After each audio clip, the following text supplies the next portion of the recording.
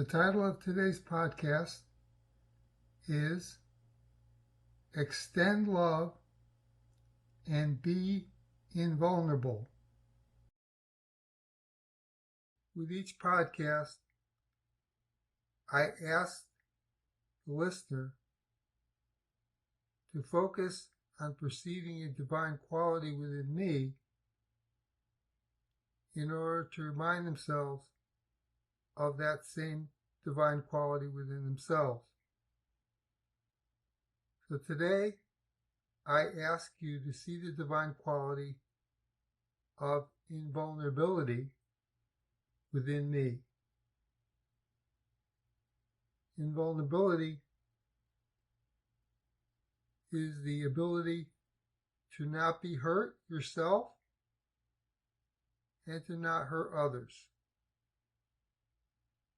And this invulnerability is attained by identifying with your true divine nature. The idea of invulnerability will be elaborated upon in this podcast. We will focus primarily doing commentary on Chapter 6, Section 1, Paragraph 19, the last paragraph in that section, and then we'll move on to Section 2 and do the first 4 paragraphs. Starting with paragraph 19 in Section 1, how did God prevent you from closing off all communication between Him and His sleeping sons? God created the Holy Spirit. Quote, remember that the Holy Spirit is the communication link between God the Father and His separated sons.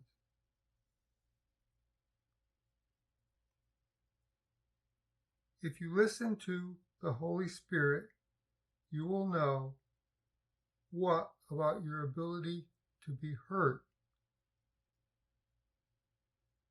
You will know that you cannot either hurt or be hurt. This idea of not being hurt or not being able to hurt others is a difficult concept to accept. And so the Course spends a great deal of time clarifying the meaning of this idea.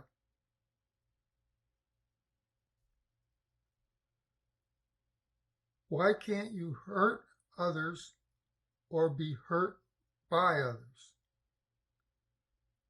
Because neither your brother nor you are a body or an ego, which can be hurt, and you and your brother are each the invulnerable Son of God.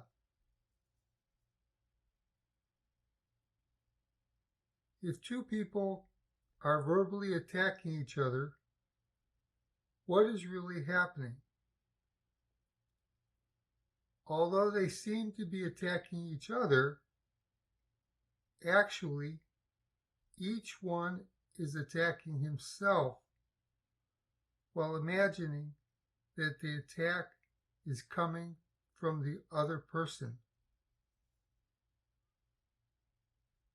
How are attack thoughts like a boomerang? Attack thoughts come back to the mind that sends attack thoughts. And attack thoughts never actually leave the mind of the sender.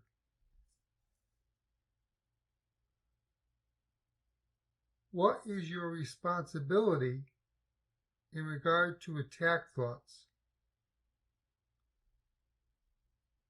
You are not responsible for attack thoughts directed toward you by others, but you are responsible for your own attack thoughts in response to others.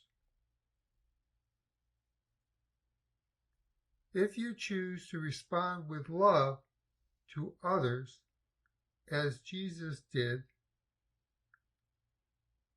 your mind will naturally be what? Your mind will be invulnerable to attack thoughts of others, and you will not be attacking yourself by trying to send attack thoughts to others.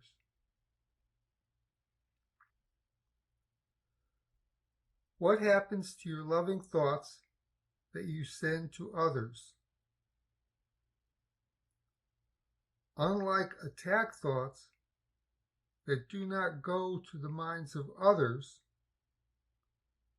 your loving thoughts do actually go to others, while love also stays in your own mind.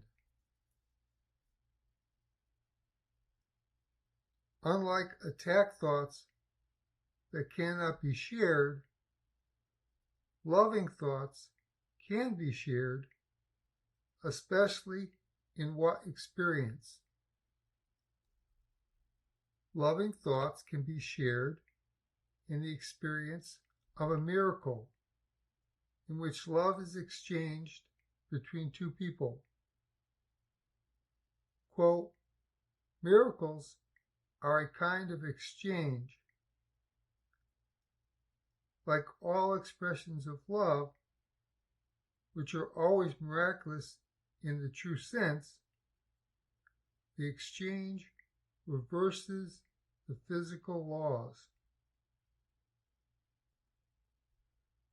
How does the miracle reverse the physical law in regard to what is given? You lose a physical object by giving it away. But when you give love in a miracle, you keep it in your mind. How does the miracle reverse the physical law in regard to producing an increase? Physical objects do not increase when they are given away, but love increases when it is given away. Miracles, quote, bring more love both to the giver and the receiver. What is the relationship between invulnerability and the atonement? When you accept the perfect love of the atonement, you accept your invulnerability. Quote, those who accept the atonement are invulnerable. What are attributes that enable you to accept your invulnerability? Those attributes are egolessness, harmlessness, and helpfulness. Being truly helpful is impossible without being wholly harmless, because the two beliefs must coexist. That was a quote. Why are the helpful invulnerable? Quote, the truly helpful are invulnerable because they are not protecting their egos, and so nothing can hurt them. Invulnerability is expressed by what? Quote, guiltlessness is invulnerability. Therefore, make your invulnerability manifest to everyone. How can you show your brother that he is guiltless and therefore invulnerable? Quote, teach him that whatever he may try to do to you, your perfect freedom from the belief that you can be harmed shows him that he is guiltless.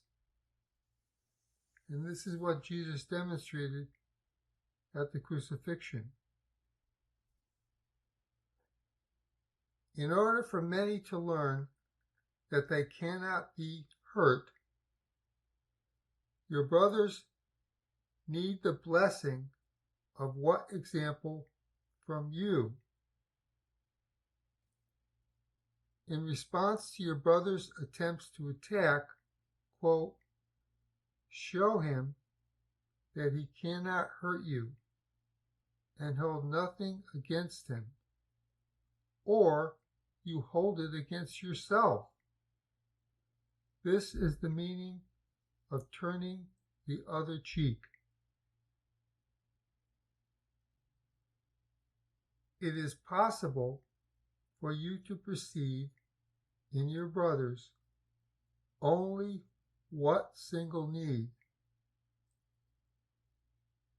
It's possible for you to perceive in your brothers the one need to learn that they cannot hurt or be hurt, because they are each the invulnerable Son of God.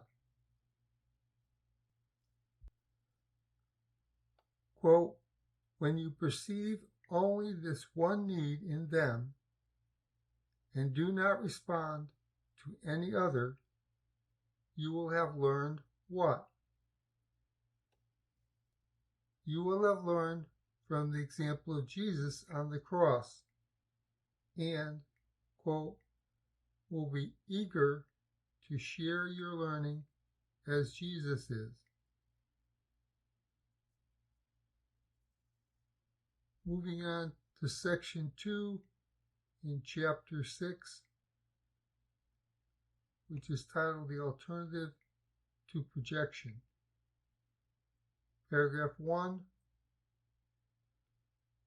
Your whole mind in heaven has one divine identity that consists of what two aspects? One aspect is your divine individuality as one unique part of the sonship. The other aspect is your shared aspect of being the Christ, the one self shared equally by all parts of the sonship. What happened to the two aspects of your whole mind at the separation? Your divine individuality as one part of the sonship rejected the awareness of the shared aspect of your identity, rejecting the aspect of you being the Christ. Any split in your mind must involve what? Any split in your mind must involve rejection, in which one part of your split mind rejects the other part. And, quote, this is the belief in separation. So rejection is the belief in separation. What enabled your divine individuality to become distorted and exaggerated? What distorted and exaggerated your divine individuality was your choice to manufacture an ego, which allowed you to fabricate dreams of separation from God and from the other sleeping sons of God. The wholeness of God, which is His peace, cannot be appreciated by what?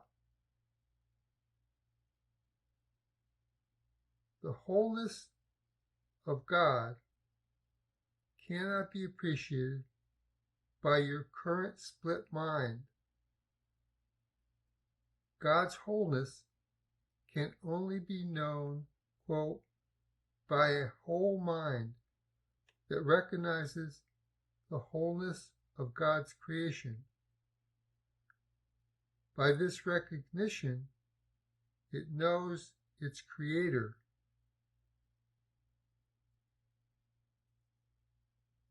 What is the general definition of dissociation? Dissociation is a disconnection or separation of something from something else. In psychiatry, what is an extreme example of dissociation? The extreme example in psychiatry is the multiple personality disorder, in which one part of the mind is functioning independently from the rest. How is the multiple personality disorder somewhat similar to your current ego-based condition? You have what might be called a dual identity disorder, because you have an individual identity and a shared identity that are dissociated, and so they are functioning independently from each other.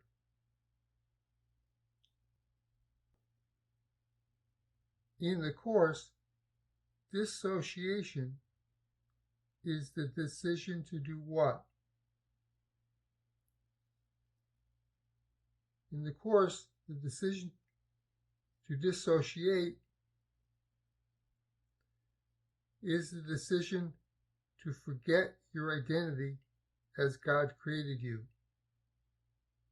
Quote, unless you first know something, you cannot dissociate it. Knowledge must precede dissociation, so that dissociation is nothing more than a decision to forget. Why have you become afraid of everything you have dissociated and forgotten? Quote, what has been forgotten then appears to be fearful, but only because the dissociation is an attack on truth.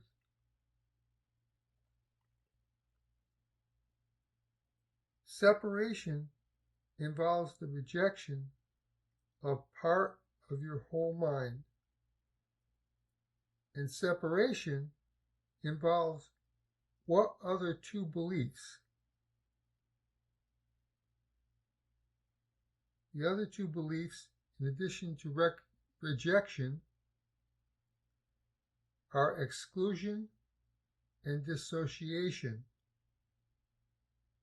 Quote, exclusion and separation are synonymous, as are separation and dissociation.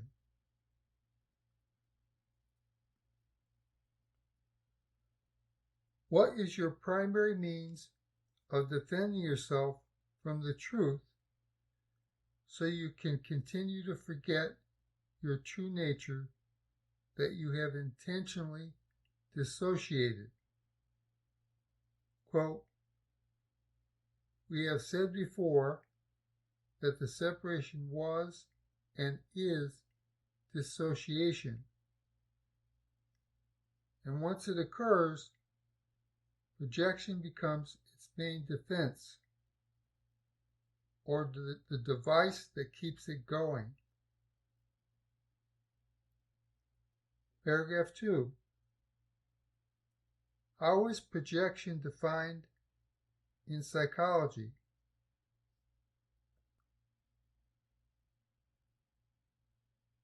Projection is defined in psychology as the mental process by which people attribute to others what they do not want to accept in their own minds, such as projecting guilt.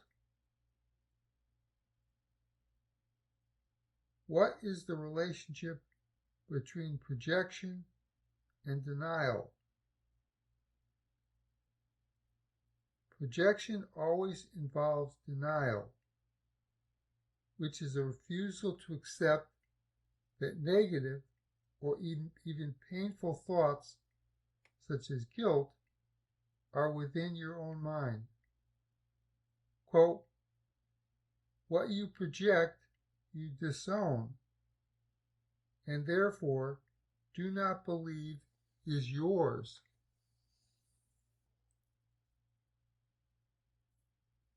Projection accomplishes the ego's goal of reinforcing your sense of what?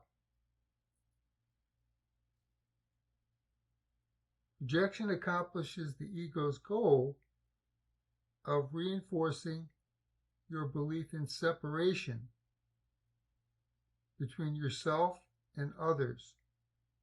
Quote, you are excluding yourself by the very judgment that you are different from the one on whom you project.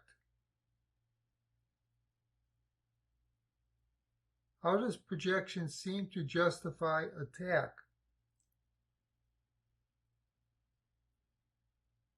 Projection involves assigning guilt, which is the belief that someone should be punished and deserves to be attacked rather than loved. Quote, since you have also judged against what you project, you continue to attack it because you continue to keep it separated. Projection produces denial about what aspect of your attack. Quote, you try to keep the fact that you attacked yourself out of your awareness, and thus imagine that you have made yourself safe. The Course says that as the Holy Son of God, you cannot be attacked. But how can you attack yourself? When you engage in projection and direct attack thoughts toward others, you are unknowingly attacking your awareness of your true nature as the Holy Son of God. You cannot really attack your true nature, but you can attack your awareness of it.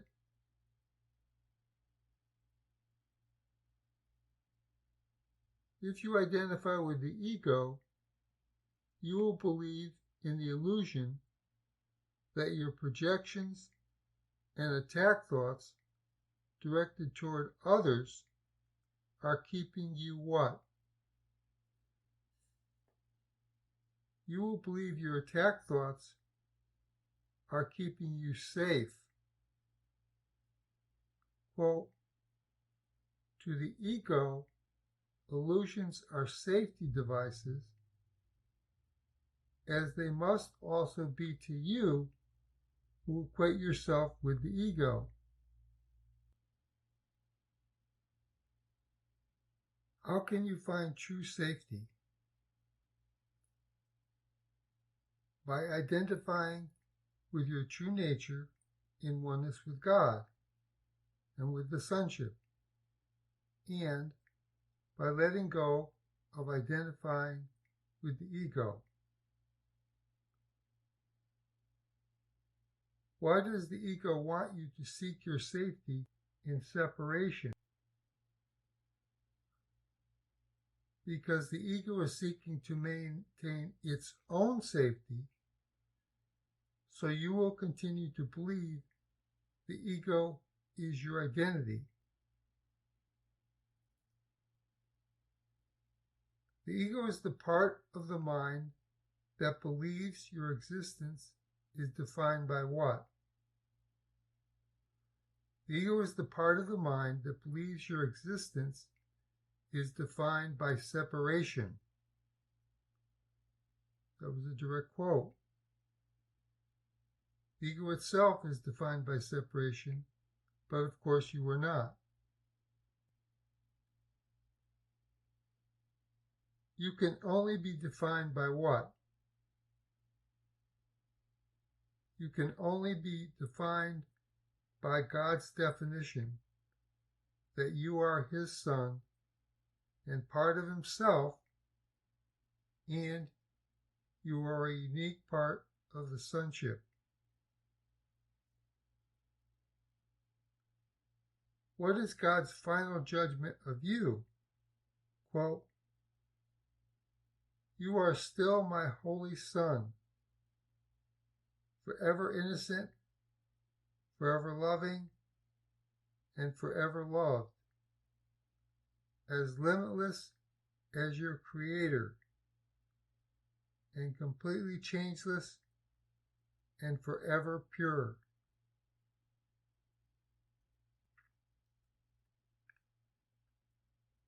Paragraph 3.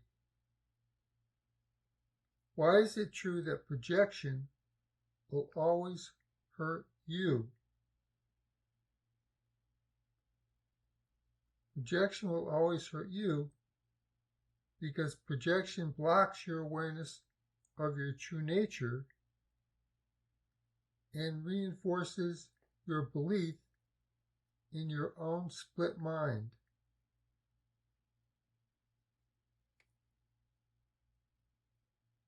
What is the only purpose of projection? Quote, "Its only purpose is to keep the separation going." Therefore, projection denies the truth and delays your awakening in heaven.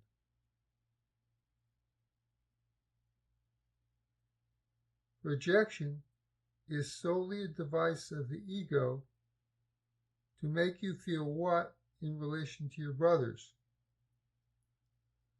Projection is solely a device of the ego to make you feel different from your brothers and separated from them.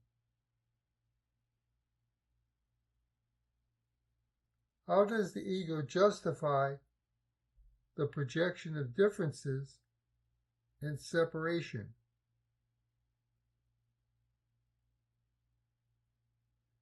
The ego justifies the projection of differences and separation, quote, "on the grounds that it makes you seem better than they are, thus obscuring your equality with your brothers." This is the ego's way to encourage your belief in specialness as a replacement for love, which always focuses on equality. When did the false belief in your own guilt first enter your mind? At the separation, quote, is where your guilt was first beheld. In separation from your brother was the first attack upon yourself begun. The idea there is that when you believe in guilt, you are attacking yourself unnecessarily. It's a self-imposed attack.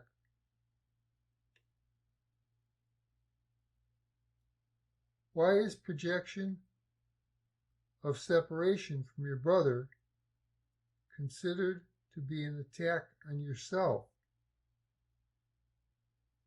Projection is an attack on the truth and also an attack on your awareness of your love, sameness, equality, and oneness with your brother. Why does projection, in which you perceive your brother's guilt, send an unconscious message to yourself that you must be just as guilty as he is? Unconsciously, you remember your sameness and equality with your brother. Quote, as you see him, you will see yourself. As you treat him, you will treat yourself. As you think of him, you will think of yourself.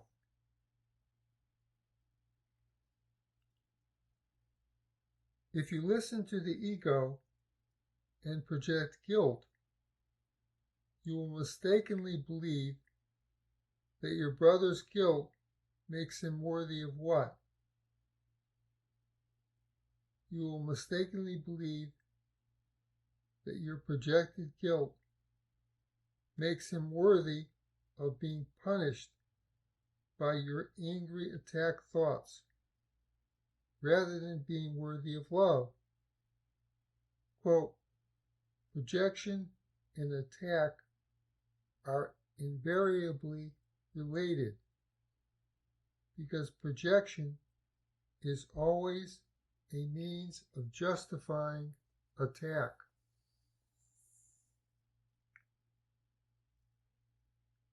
It is impossible to get angry unless you do what first? It's impossible to get angry unless you engage in projection. Quote, anger without projection is impossible.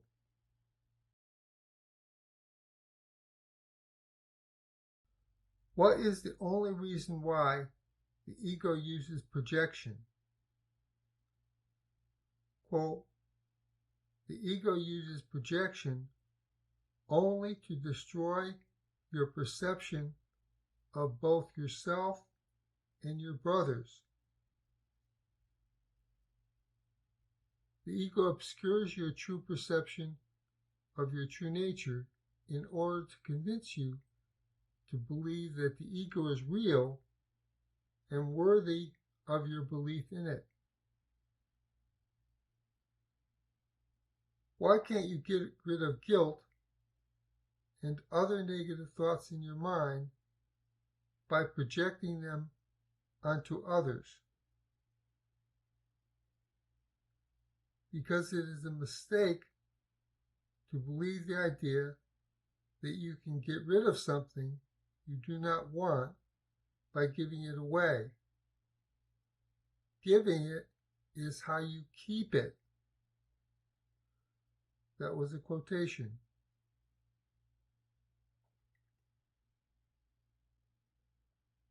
What is the relationship between giving and receiving? Giving is receiving.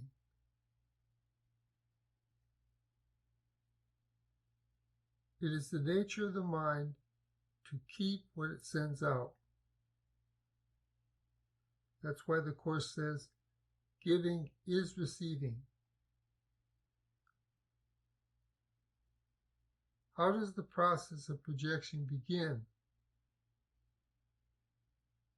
The process begins by excluding something that exists in you, but which you do not want, such as guilt.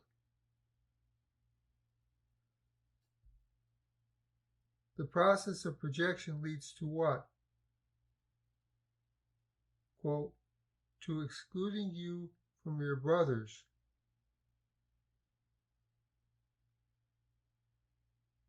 The ego's goal is to have you believe your identity and your relationships are defined by separation and differences rather than defined by oneness and sameness. What is the alternative to projection? The alternative to projection is extension.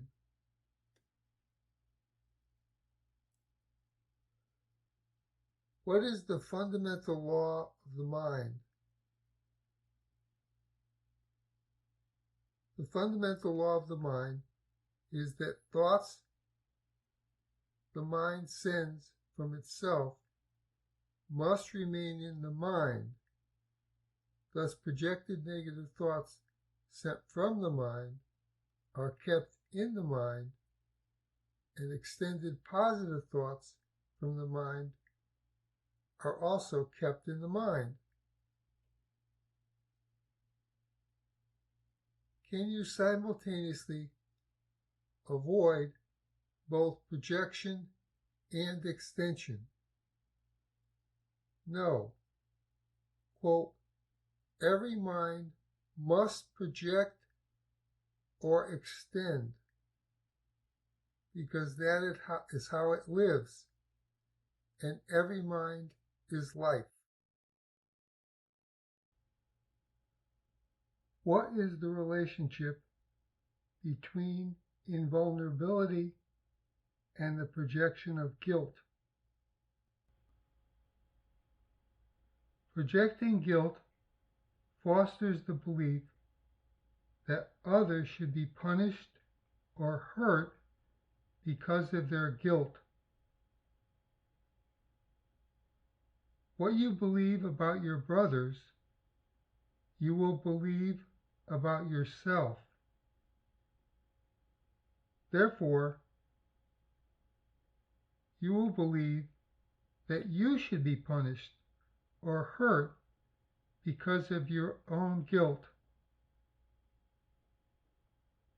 This will block the awareness of your brothers and your own guiltlessness and invulnerability.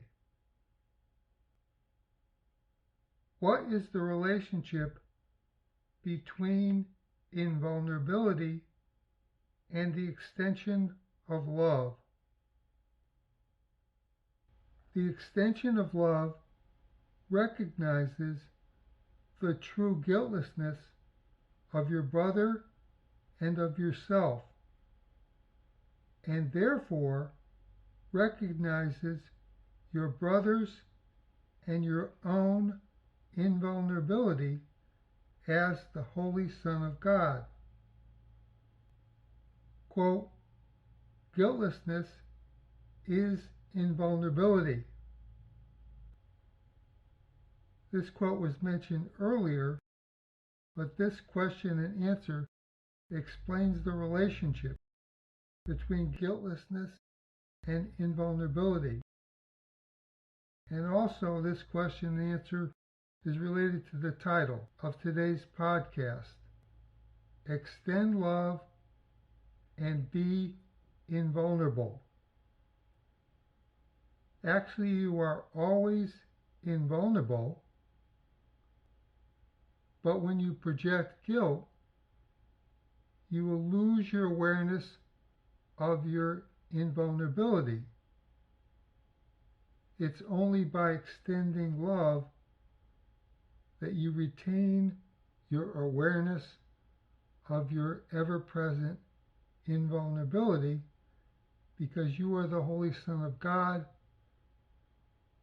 and He has given you invulnerability.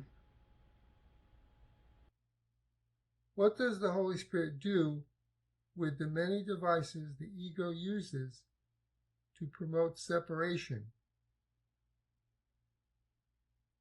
The Holy Spirit uses the ego's devices in a positive way to facilitate your awakening in heaven. Quote, every ability of the ego has a better use because its abilities are directed by the mind, which has a better voice, referring to the voice of God, which is the Holy Spirit. The choice of projection or extension is up to you, but it is not up to you to decide what.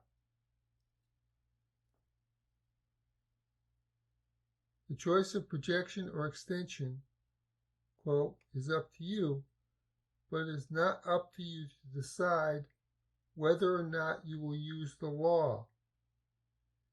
This refers to the law in which your mind keeps what it sends out. You just have to decide whether you want to project or extend.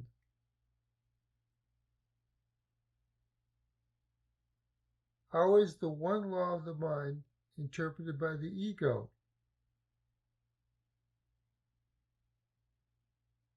It is falsely interpreted as follows, quote, to the ego, the law is perceived as a means of getting rid of something it does not want. How does the Holy Spirit interpret the one law of the mind? The Holy Spirit interprets the one law with the correct interpretation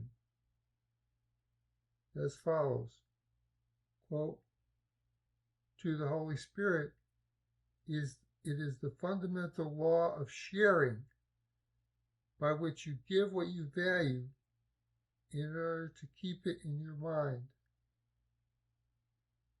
To the Holy Spirit, it is the law of extension. How is the one law of the mind interpreted in heaven? There are obviously no egos in heaven, so the one law of the mind is the law of extension, which is also the law of sharing. How is the law of extension related to creating in heaven? The law of extension is the law by which you create and were created. It is the law that unifies the kingdom and keeps it in the mind of God. So using this law of extension, God created you in what way? God created you as part of Himself, and certainly like Him, and like His other creations. Quote, if creation is extension, the Creator must have extended Himself, and it is impossible that what is part of Him is totally unlike the rest. How do you use the law of extension in heaven? When you are awake in heaven, you are a co-creator with God. When I say you, I mean you as a part of the rest of the sonship.